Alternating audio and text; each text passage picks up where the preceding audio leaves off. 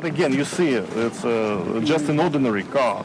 A belated field trip by 3 of Europe's top leaders to Ukraine's former front line. Germany's Chancellor sombre. So too, behind him, the Prime Minister of Italy and President of France. This was once a nursery, no more. Surrounded by armed guards and journalists, they learnt about the horror Russia's war unleashed on the town of Irpin outside Kyiv. Then it was on to meet the president. Olaf Scholz, armed with a briefcase. There's been friction between these two over what Ukraine sees as German sluggishness at gifting weapons and its stance on Russia.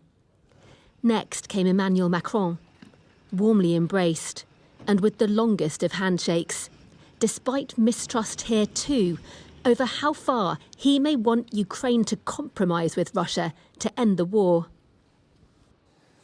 The visitors didn't come empty-handed, pledging support for Ukraine to receive candidate status to join the EU, a significant move that will anger Russia. They're giving military support too, but with the war still raging in the east, the German leader warned any prospect for peace was still very far away. So it is clear for me, as the French president mentioned, it must be made clear to Russia that it can't push through a dictated peace, that it won't succeed in dictating Ukraine's conditions. That can't be accepted, either by Ukraine or by us. This united front also on display at a meeting of NATO defence ministers in Brussels.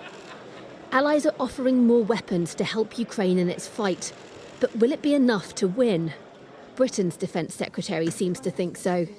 I think the Ukrainians have and will have in the next few weeks the capabilities in their hands to make significant progress in the east of the country. Optimistic language, and it's clearly the goal. But Ukraine is losing around 100 fighters a day to Russian fire. Russian artillery outnumbers Ukraine's 20-1 in places. What Western allies here at NATO are hoping is that their weapons, while fewer in quantity, can be more effective against Russia's if used correctly. For now, in eastern Ukraine, Russian weapons are still dominating. Moscow will be doing all it can to exploit this advantage before the West's deadlier guns start firing back.